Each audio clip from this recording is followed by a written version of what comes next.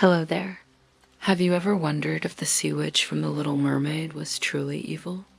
Tonight, let's become the sea witch and search for the truth together. You awaken in the body of the sea witch. It begins with a crackling ache in your throat, not pain exactly, but a remembering. As if your voice, long curled in silence, was trying to stretch after centuries underwater. Your fingers move first, webbed and weary. Then your eyes open to darkness, rich and shifting, lit only by the dim violet glow of algae that remember you. You are half submerged in a throne of whalebone and driftwood, surrounded by singing shells that no longer sing. A mirror, cracked in 9 places, floats past. It does not show your face, only your hands, wrapped in ink black lace. You remember, stitching them yourself, not for warmth, but to hide the stains of magic older than salt. Somewhere in the dark, something hums your name, or did it once? Did you have a name before they gave you witch? The sea holds its breath. Before we begin, don't forget to like this video and subscribe to my channel, where the world's forgotten stories are gently whispered back into memory. Now, dim the lights, maybe let the breeze sway your curtains, and come drift into this untold tale with me. The salt in your throat, you wake to the scent of old storms, not just sea. Air, but the kind of scent that clings to shipwrecks and drowned promises. Your body rises slowly from the silted floor of your cavern. Not with grace, no. Like a memory forced to return, pulled by the tide of someone else's need.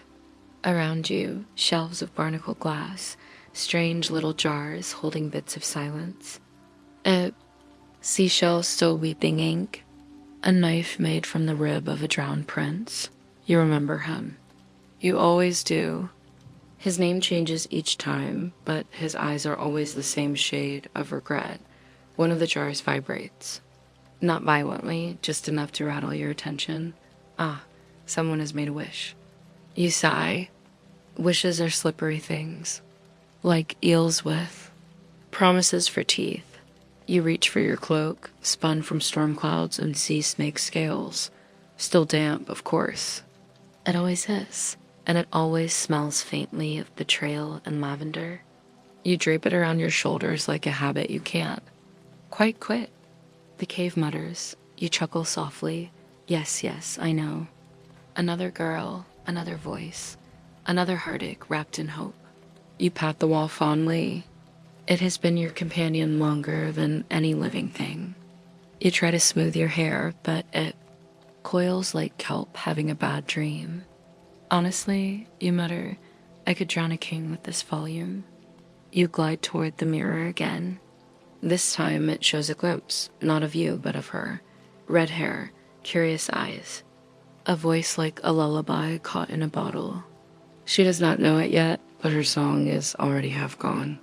Plucked by sea magic, and stitched into the price of something foolish. You sigh again. You sigh often. It's the only luxury no one can steal. Your fingers trail over a wooden carving near your cave's entrance. A single letter, burned deep. The initial of someone long dead, or long forgiven.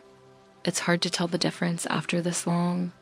You remember once giving your own voice away, not for love, for silence, for a moment of peace. The ocean was too loud then, and the world above, even louder. So you gave it up.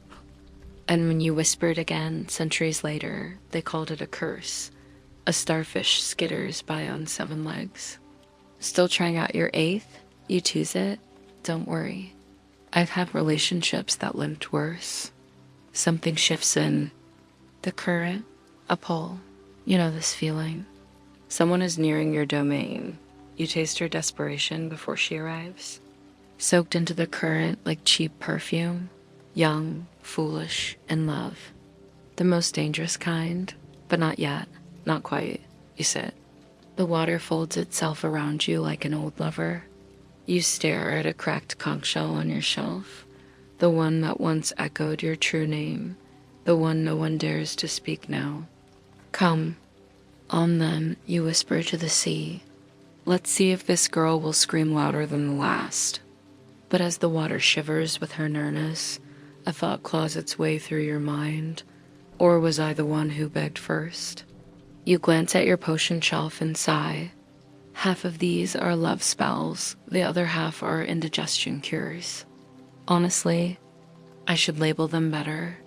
The cavern darkens, not with shadow, but with fate. And somewhere above, a girl with a crown-shaped dream is about to knock on a door that doesn't open. It swallows, and you? You smile like someone who's tasted this story before, but not like this, not yet.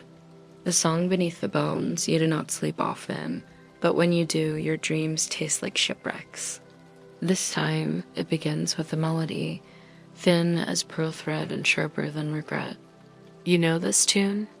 You once sang it not to enchant, not to curse, but to comfort.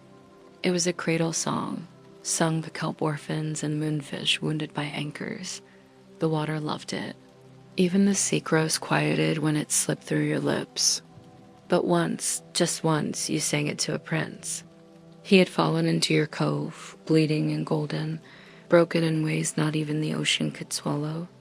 You sang for him, and for a moment, his eyes opened like tide pools at low dawn.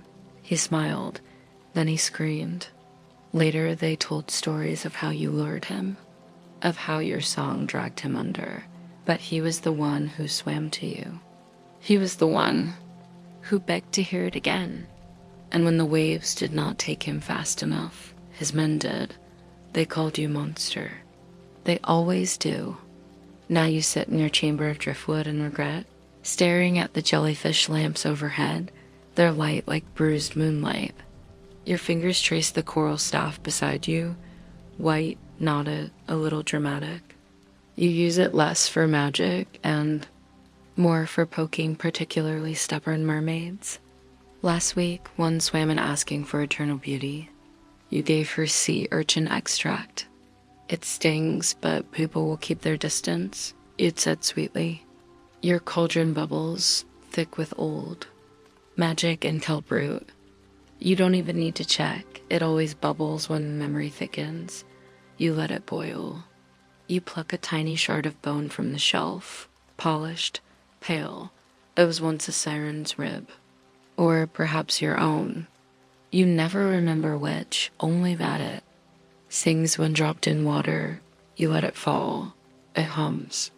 And with it, the memories rise again. The prince.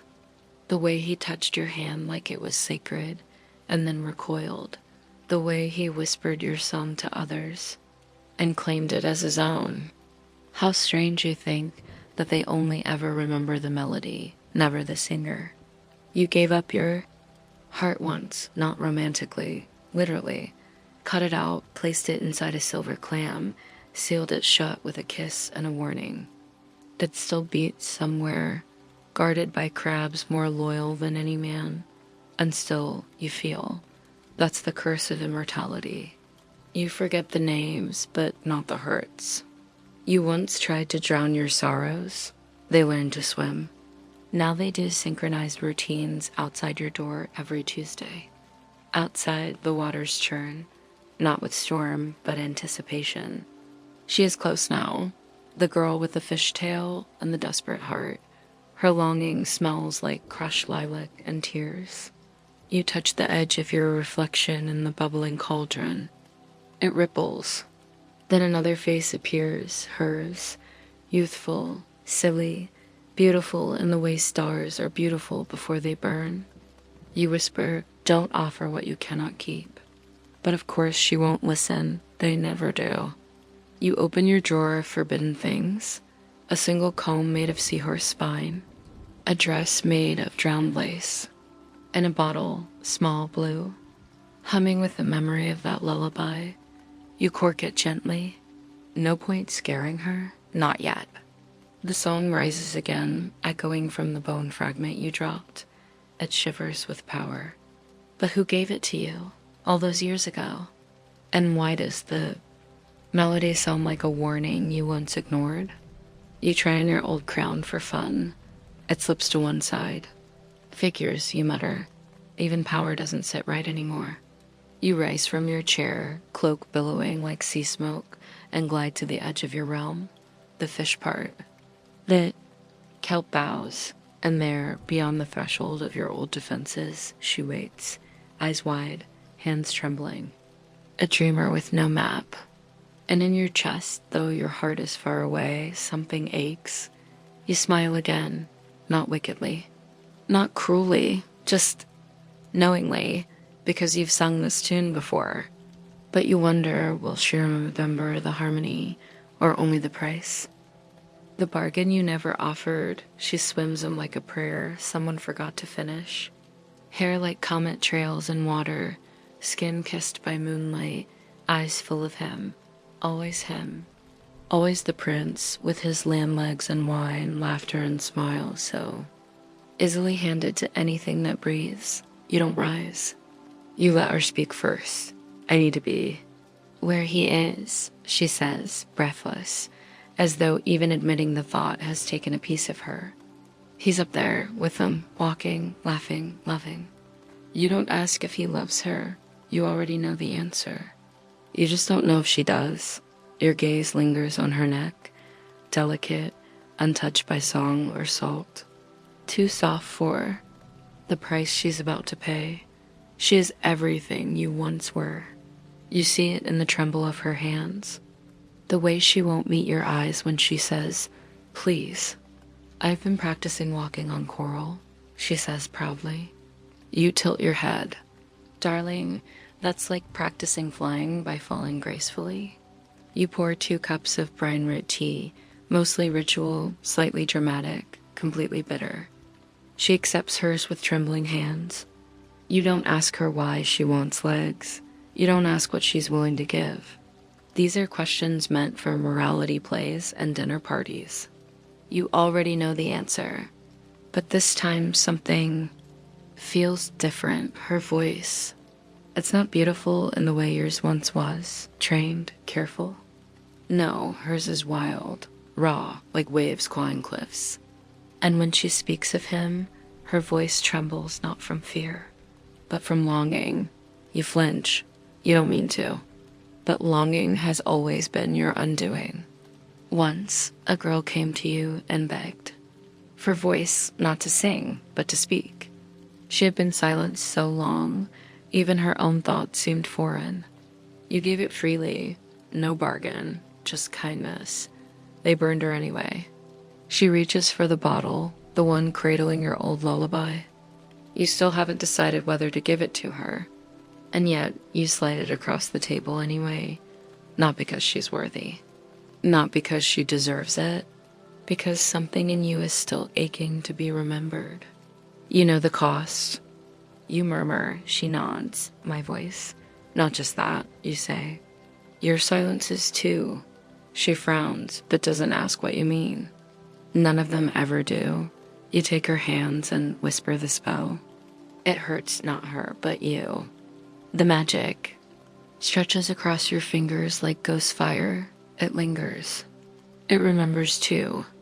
As the magic coils between you, you mutter. Side effects may include spontaneous dancing, unrequited love, and sudden poetic metaphors. She gasps as her voice leaves her, not torn, but released. It floats between you like smoke from a dying candle. You catch it gently, tuck it in a locket carved from a sailor's tooth. You feel the weight of it, light, fragile, alive. She opens her mouth to speak, nothing. She tries to sing silence, and still she smiles. Hope makes fools of us all. You touch her cheek with one clawed finger. Soft, almost tender. She won't come back the same, the cave whispers. You nod. None of us do. She leaves. Legs where a tail once was, wobbling like a baby deer on wet marzipan. You watch her vanish into the currents toward the surface. Toward him, you exhale. A long, slow sound that rattles the conchs. And somewhere inside, a memory stirs, a voice. Once yours calling out into the dark. Not for power, not for love, just for someone to listen. But as her shape fades into the distance, something in your chest pulses. Did she come here because of him? Or because she heard your song calling first? You glance at your reflection and sigh. Well, another girl enchanted, another kingdom confused. Maybe I should start a loyalty program. Your cave is quiet again, the girl is gone, and your silence, now doubled, presses heavy on the water like a forgotten lullaby. You close your eyes, and for the first time in years, you almost hum. The silence she wore like a crown.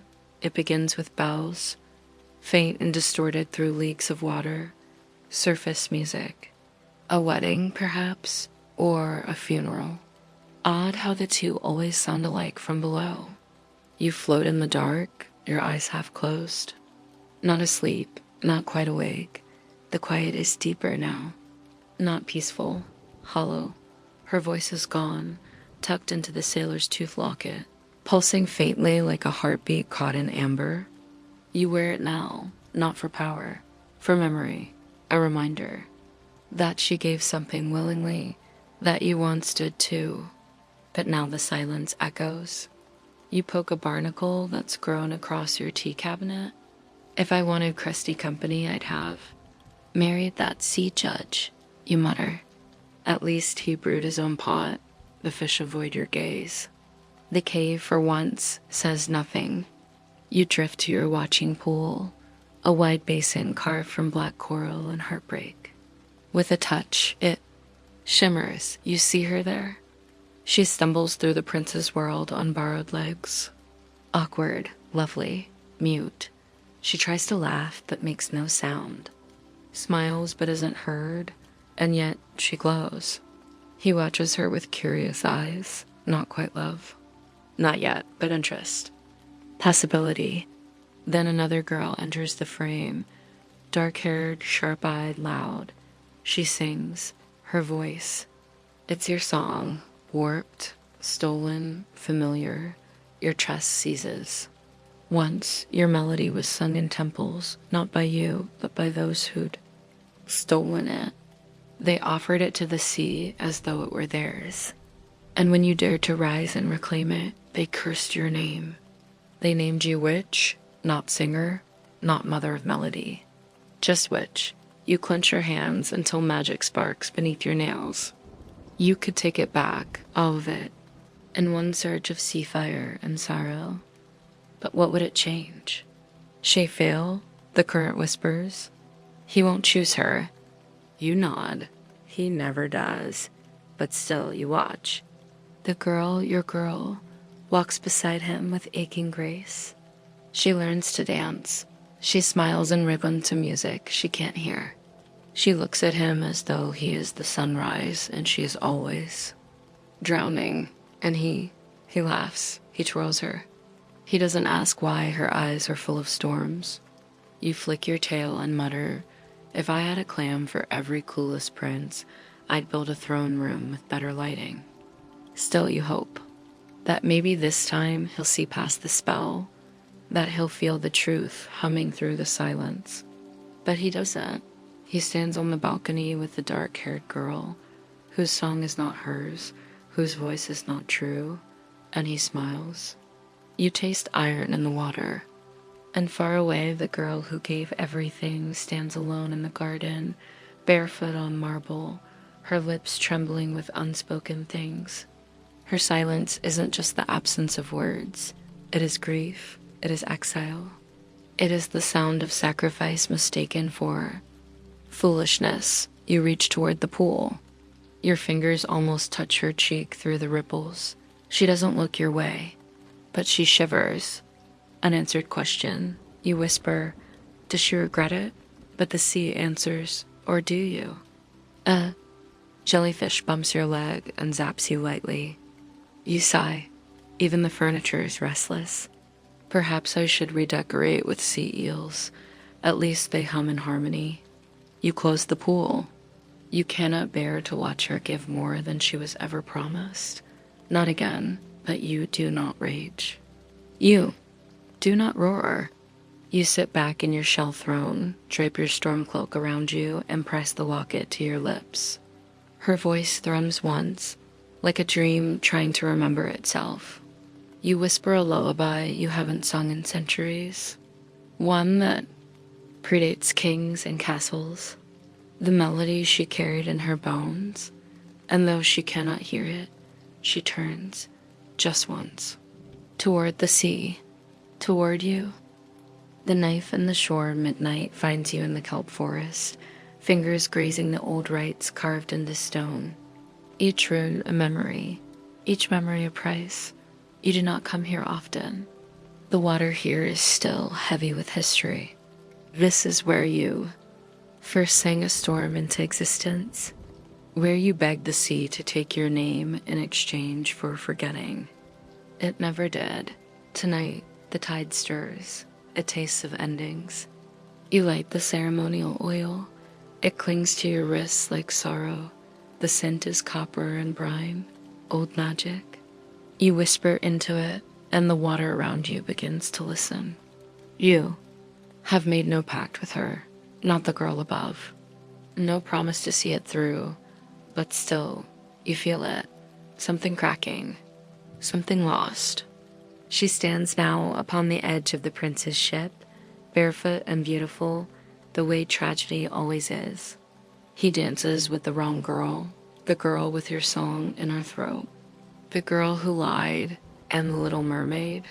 She watches him love someone else with the eyes of someone who gave him everything and asked for nothing in return. You know that gaze. Once you stood on a cliff of bone, watching the sea drag away someone you thought you could keep. You offered your voice, your name, your skin, but they chose a kingdom, and your name was never spoken again. You return to your cave. You open the box. The blade waits, a relic from your first betrayal, moonstone hilt, sea serpent fang for its edge, a knife that never rusts because it only ever tastes truth. It is the last gift you can offer her. If she plunges it into the prince's chest before dawn, she will return. Her tale will be hers again, her life, her breath. You send it with the tide wrapped in sea silk and memory. It glides through the water like a silver regret. You mutter, I could have just sent a polite note, but apparently murder is more poetic. You wait.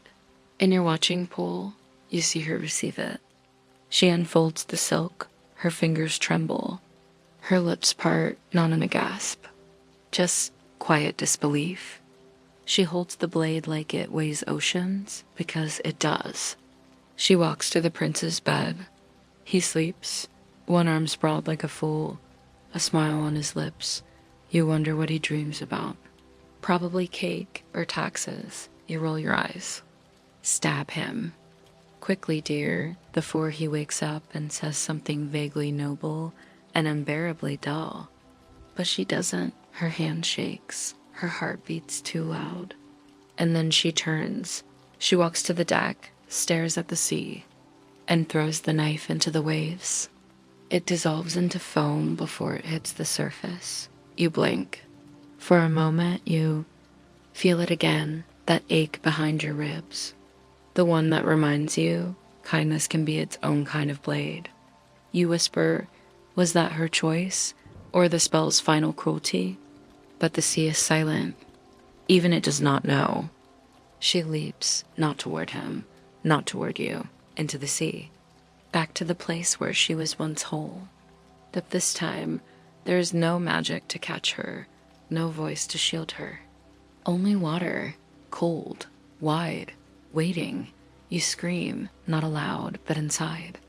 The sound of coral cracking, of a song dying mid-note. And then foam. She dissolves, not blood, not bone. Just light, gone. You sink into your chair, stunned. I was rooting for you, you whisper to the empty room. I even prepared a dramatic rescue monologue. You stare at the sea. The stars above blink, disinterested. And for the first time in centuries, you feel something not even magic can name. Not grief, not rage, just stillness. Like the echo of a voice that never wanted to be heard, only held. The foam that sang back, you wake to silence, but not the kind you made. This one is new. Not empty, just full of everything left unsaid. She is gone, not dead, not living, not fish, not woman. Just memory now, a ripple in a story that no one will tell properly. They will say she died for love. They will say she was foolish. They will forget she ever had a voice to begin with. But you remember, you wear it still, the locket thumping like a phantom heart. Your cave is dim. Sea light filters through your windows of mother of pearl, painting soft ghost rings on the floor. You pour tea you will not drink and hum to no one.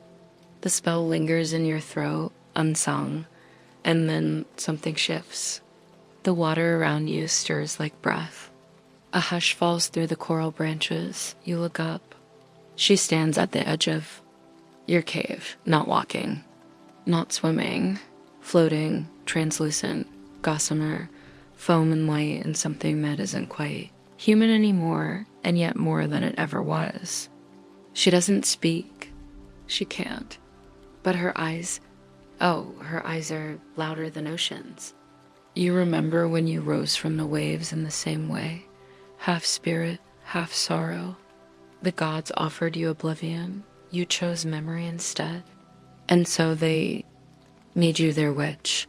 They made you their warning. All because you didn't want to forget. You bow your head to her. She bows back. It's not forgiveness. It's not farewell.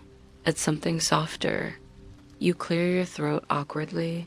I would offer tea, but you seem difficult to pour into a cup.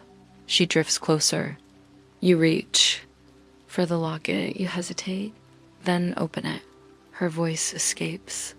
Slowly, reverently, not in song, but in breath. Her final sigh. It curls around you both, turning the cave into a cathedral of salt and memory. And then something miraculous. She laughs, not aloud, but you feel it. A ripple in your bones, a feather in your chest. She places a hand on your heart. No heat, no chill, just knowing. You don't speak. You never really did. Not with your real voice. Only magic, only fear. But now you sing just once.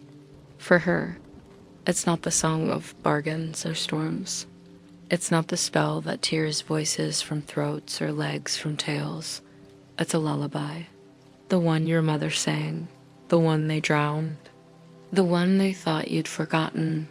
She listens, and her smile, gentle, salt-soft, wraps around you like a tide returning home. She fades slowly, becoming sea mist, a whisper in the current. You reach to hold her, but she's already gone. You wonder, did she come to thank you? Or to free you? You say, well, that was dramatic. I suppose I'll cancel the vengeance monologue I had planned for Thursday. The silence that follows isn't lonely, just full. You clean your cave, dust the bones, reshelve the spells. You hang the locket beside the others, voices you've kept safe, not stolen.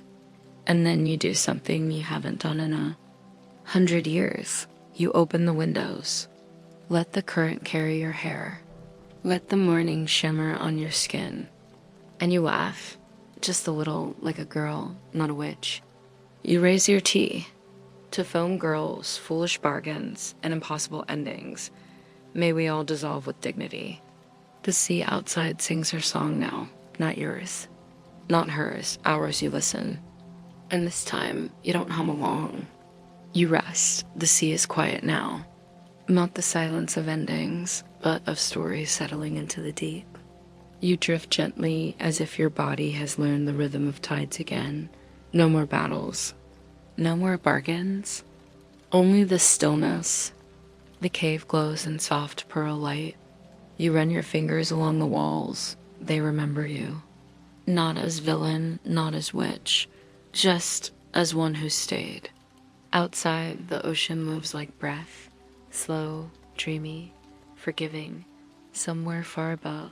Ships sail, bells ring, hearts break and mend again. But down here, beneath it all, time forgets how to hurry. You light a candle made of pressed kelp and jelly wax. Its flame flickers gold and green, like a lullaby caught in color. You whisper nothing into it, and still it listens. There is magic in being misunderstood. There's peace in not needing to be. You sit in your favorite shell chair. The tide rocks you gently, the kind of rocking that belongs to mothers and myths. You let it hold you. You don't think of princes or voices or blades. You think of foam and how, even as it disappears, it leaves everything sparkling. You close your eyes, and for once, you don't wait for someone to knock.